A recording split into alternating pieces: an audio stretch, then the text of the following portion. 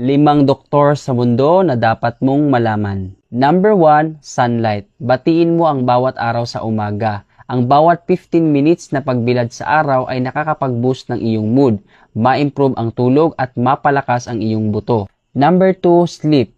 I-prioritize mo ang iyong pagpapahinga, pangarapin ang 7 to 8 hours o quality na tulog upang gumaling ang katawan mula sa mga sakit at mabuo ang mga alaala. Ang stress ay mawawala habang nananaginip.